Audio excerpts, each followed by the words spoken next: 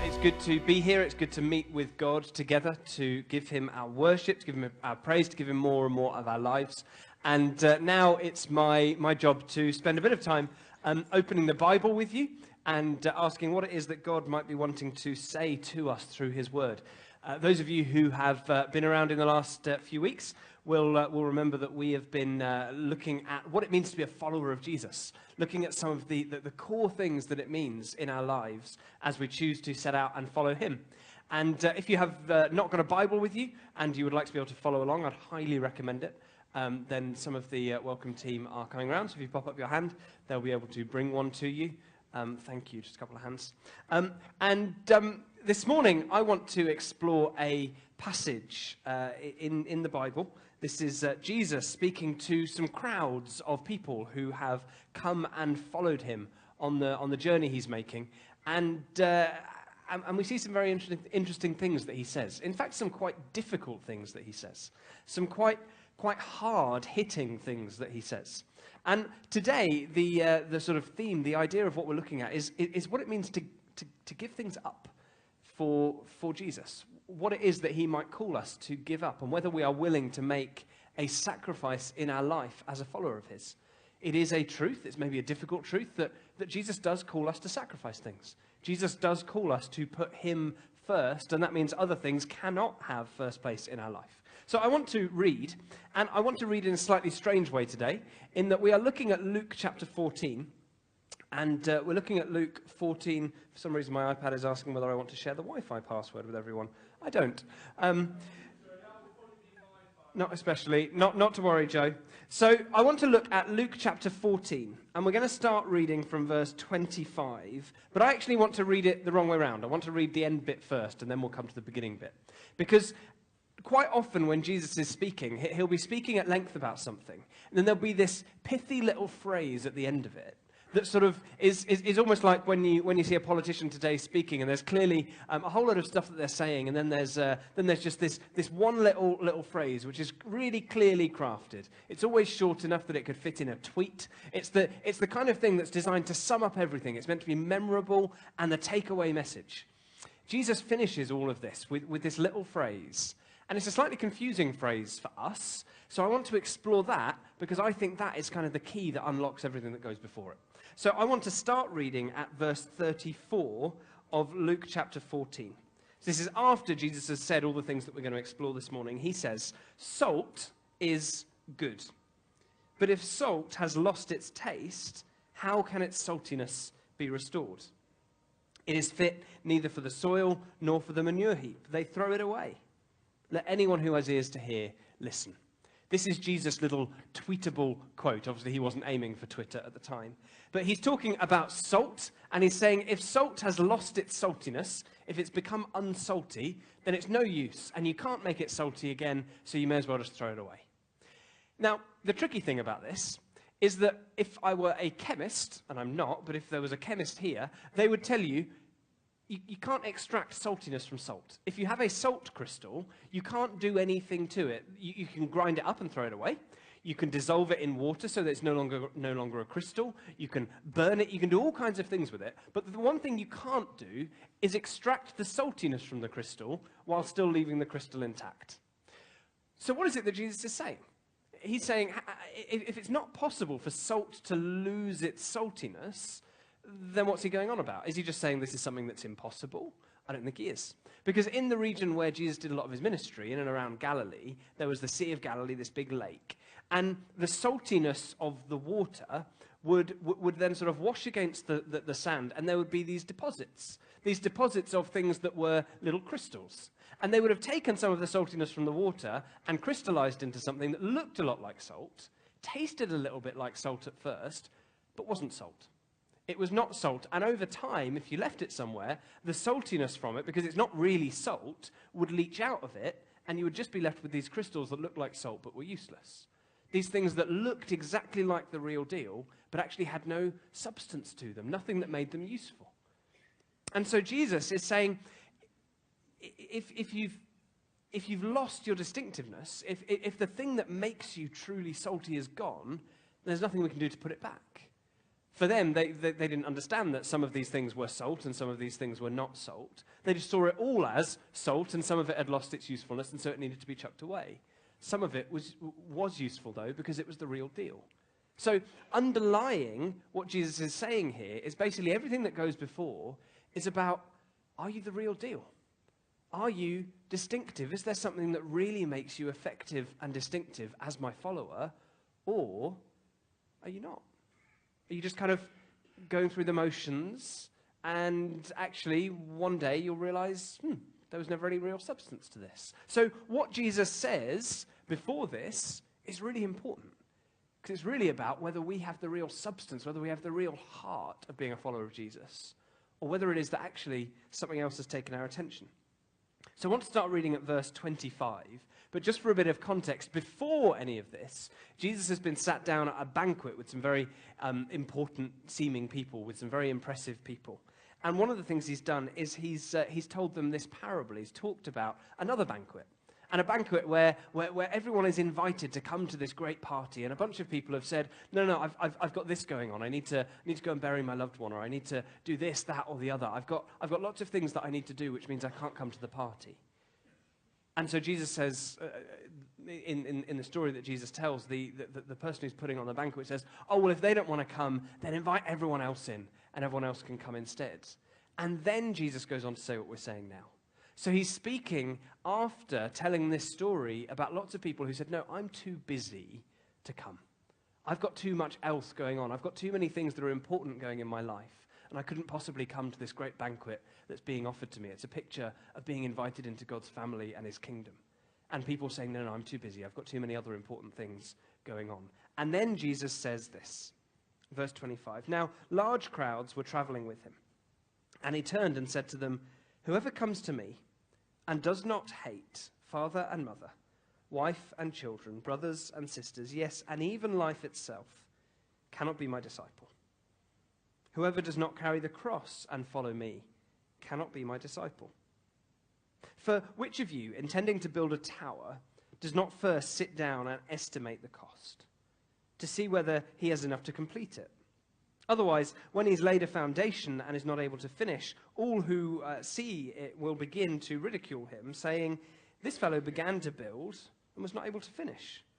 Or what king, going out to wage war against another king, will not sit down first and consider whether he is able with 10,000 to oppose the one who comes against him with 20,000? If he cannot, then, while the other is still far away, he sends a delegation and asks for the terms of peace. So therefore, none of you can become my disciple if you do not give up all your possessions. And then he goes on to do the thing about salt and saltiness and being distinctive. There's some really strong words in this passage, aren't there? And really, the way it's structured is that Jesus gives gives two very bold statements about things that you can't do if you're going to be a follower of Jesus. And then he gives these two little images of a person building a tower and a person waging war. And then he gives another one. And these three big sort of demands of someone who will be his follower. The first is to do with, he uses the phrase hating father and mother, children, wives, husbands. He's talking about hating family members. Seems very bizarre, strange thing for Jesus to say. Then he talks about if anyone won't carry their cross, they can't be my follower. And then at the end, he says if you don't give up all your possessions, you can't be my follower. Jesus seems to be talking about some very high costs and actually some things that seem very strange to us. Why is Jesus saying we should hate our family members? And also, isn't this contradictory to other things that have been said in the Bible? What about the Ten Commandments? Honor your father and mother. How does that relate to what Jesus is saying about the way we should treat our family members? There are other parts in the Bible which talk about what it looks like to be just. Isaiah chapter 58 is this great description of what being just and having justice in your life looks like. And it includes not neglecting your own flesh and blood. So Jesus seems to be contradicting that as well. Then you think about Jesus' own example, the way that he treated his family. And as he's dying on the cross, he calls John, his friend, and says, look, you need to look after my mum now. He doesn't seem to hate his mother. He's looking after his mother. So what's Jesus saying?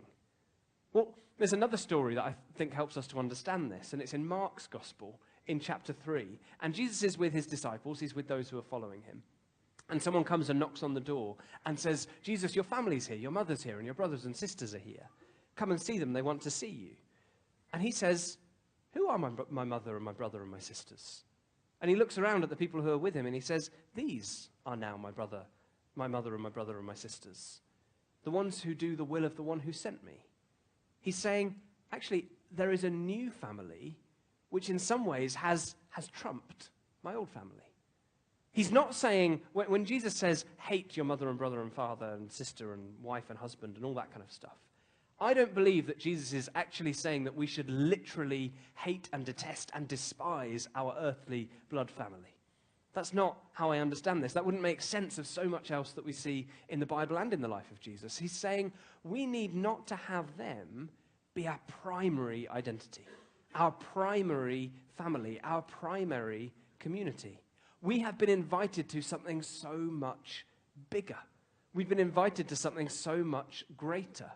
And as long as our earthly family, as long as those people that we know on this earth are the most important thing to us, that says that Jesus and the family that he is part of and he's invited us to cannot be. Jesus is really saying, put me first. He's saying, if you're not willing to put me first, you can't truly be my follower. Then he talks about taking up the cross and following me. If someone does not do that, they cannot be my follower. It's a phrase that we hear bandied around in silly ways all the time. We hear people sort of saying something a bit annoying or frustrating in their life, and then, I suppose we've all got our cross to bear. It could be a commute. Oh, I've got a horrible commute, but I guess we've all got our cross to bear. No disrespect to anyone in the room, because you know that I wouldn't say this any more than I would say that I've got a bad commute, because I don't have a bad commute. I've got a great commute. But you might hear someone say the phrase, oh, I have to spend this weekend with my in-laws, but I guess we've all got our cross to bear. Again, not me, I wouldn't say that. But we use it in all these trivial little, all these trivial little tiny inconveniences in our life. And we say, oh yeah, but I guess we've all got our cross to bear. What? You don't pick up a cross unless you plan to die on it.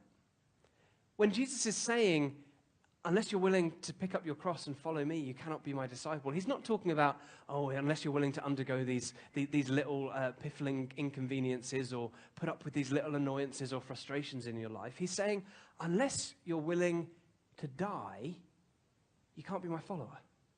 Unless you're willing to let something die in you, you can't be my follower. I don't think he's just talking about literal death, although there are countless thousands of people around the world today who face that as a very real consequence of following Jesus. A lot of the people that Jesus was talking to would actually physically die for their faith. But I don't believe that's all that Jesus is talking to. He's talking about being willing to put to death everything within us that is not for him. Being willing to put to death a whole way of life. Janine has an annoying habit of, when she does all age talks, basically making my sermon redundant, which is a wonderful thing. She's brilliant at them, and I give thanks for that. But in here, talking about the good conversations that we could have. And she was comparing that with the gossip that we might so easily engage with. Gossip is wrong.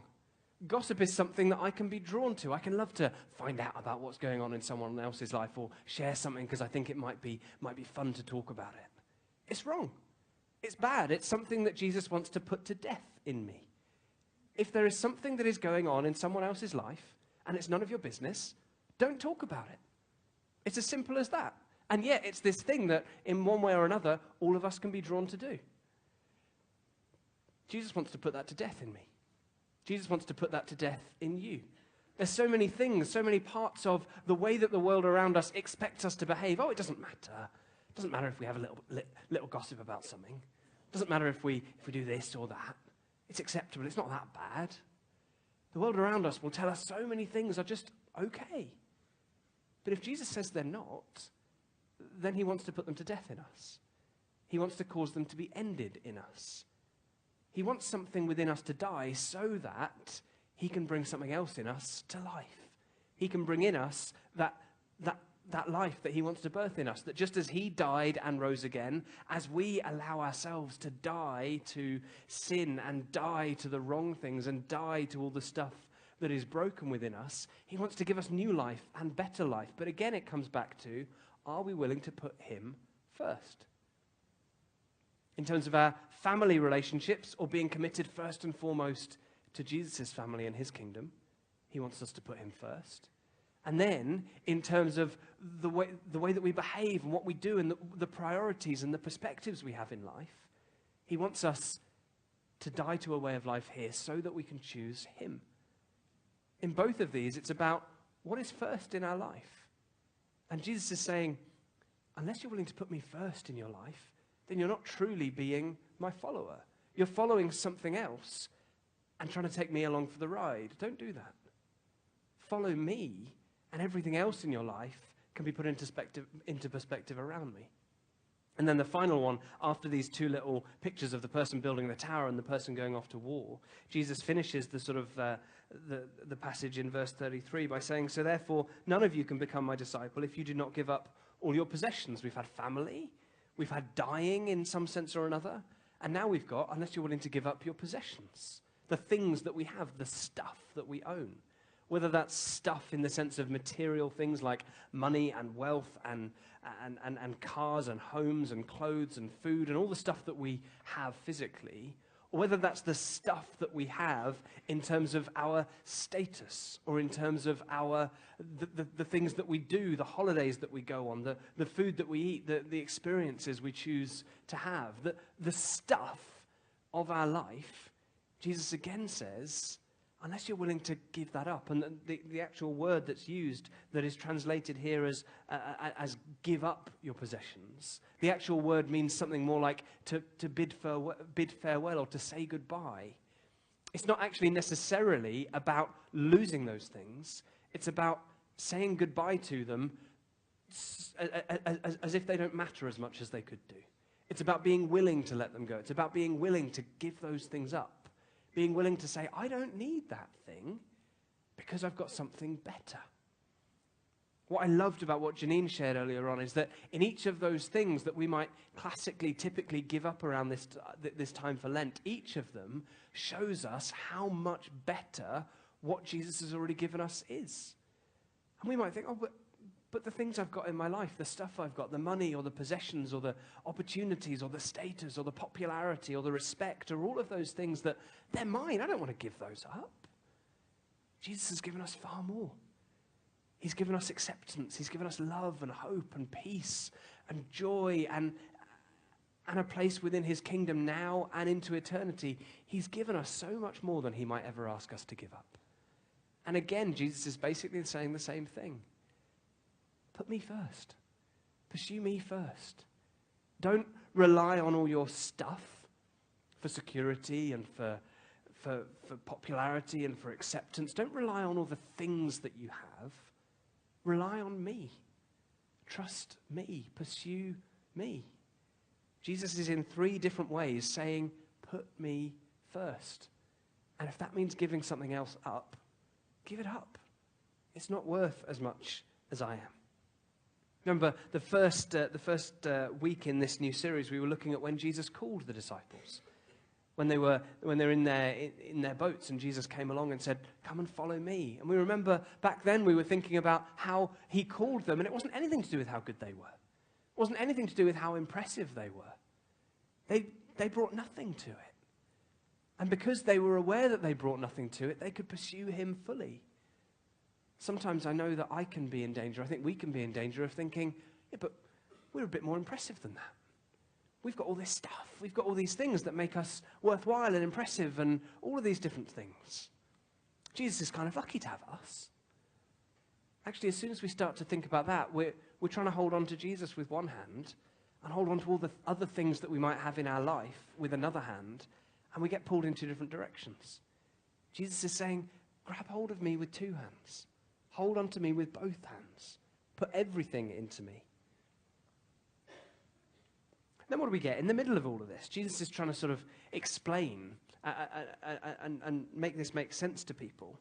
using these two images. And he starts off with the image of someone who wants to build a tower. We don't know why they want to build a tower, but they do. And he says, isn't it just common sense that you would stop and you would say, can we actually finish this thing? Can we actually complete this tower? Because if not, I'm not going to start it. Because otherwise you're going to look stupid. You're going to get halfway through and you're going to have to abandon it. And everyone will be able to see that you started doing it, but you look foolish. And so you don't start in the first place. Then he gives another example, which is kind of similar, of a king who's trying to wage war against another king. And at some point he sits down with his advisors and says, can we actually do this thing? Are our troops enough to defeat their troops? Because if they're not, we're going to set out all guns blazing, literally, and we're going to start fighting this. Then we're going to realize we can't win, and we're going to have to send off a peace delegation and surrender, and we're actually weaker than we are now. At the minute, we're kind of living peaceably with this person and sort of not fighting at all. If we start this and it goes wrong, we're going to end up being subservient to them. So you don't start at all. And in both situations, basically it's saying, you don't set out to do something unless you know you're going to follow it through. Because if you set out and then you can't follow it through, there's going to be consequences. You're going to look stupid, and you're going to potentially end up in a worse situation than you are now. What Jesus is saying is, look, and notice, by the way, he's talking to the crowds. He's not talking just to those people who've already chosen to follow him. He's speaking to them as well.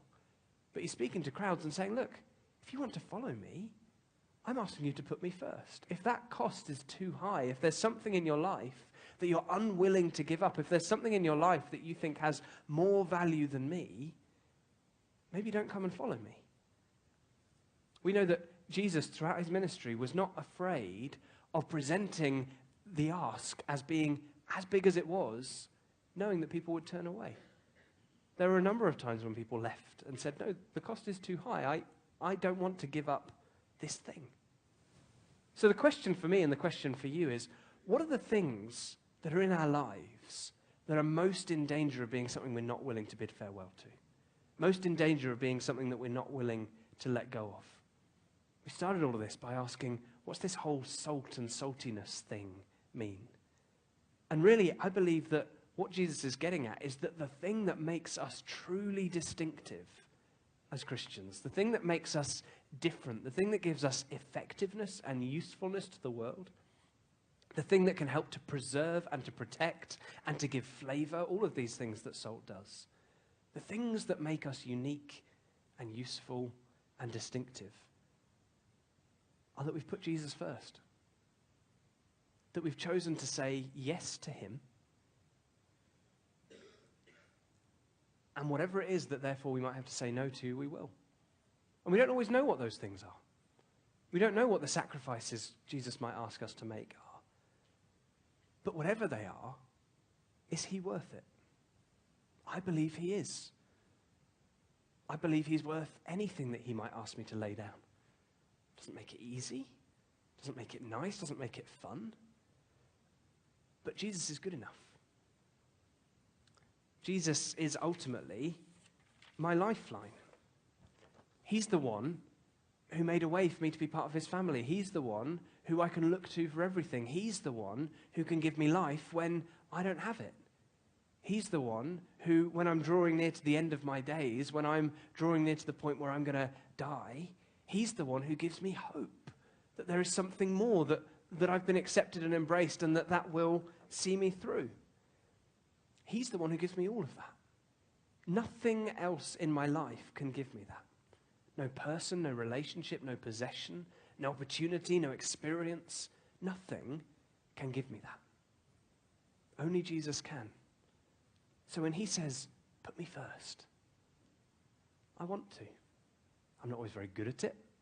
And I need to constantly look at my life and say, actually, what are the things that I'm in danger of valuing too highly? And really, that's what I want us to do this morning. I want us, as we sing and as we worship God and as we declare that we are going to put him first, I want to create space for us to think through and pray through, what are the priorities of our lives? What do we put first? What do we put second? What do we put third?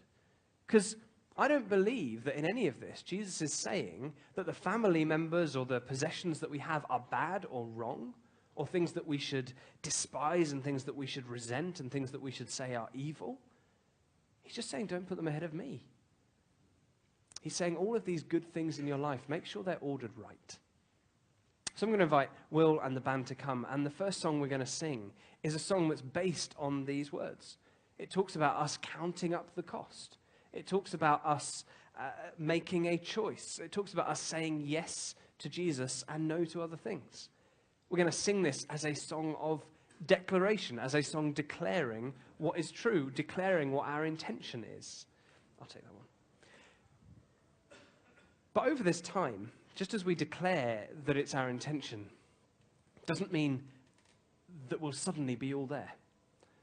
And actually there's space here, there's time now. We've got a bit of time before our service finishes for us to ask God, can you show me the things that maybe are vying for my attention?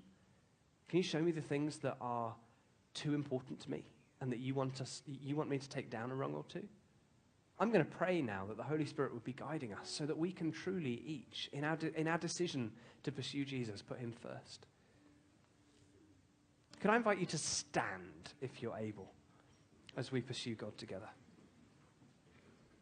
Father God, I want to thank you that there is no sacrifice you ask us to make that your Son Jesus was not willing to make. I want to thank you that when you talk about taking up a cross, when you talk about pursuing the kingdom, your kingdom over earthly things, when you talk about us not having worldly possessions because we're pursuing you instead, all of those are things that we see in the life of Jesus. Thank you that you have gone before us. And thank you that you go with us. Thank you that you give us your Spirit. And Lord, I ask that you would pour your Spirit out afresh on us today. And you would be transforming our hearts. That we would fall more in love with you. That we would want to pursue you more deeply than anything else. I want to ask that you would gently, as you love to do, minister to us. Show us the things in our lives where maybe our perspectives and our priorities are out of kilter with yours. Guide us so that we can be more whole. Not so that we can feel guilty, but so that we can be more whole. Spirit, this is your space, physically, and this time that we've set aside. Spirit, would you use it to show us where it is that you want to lead us into deeper wholeness? In Jesus' name I pray. Amen.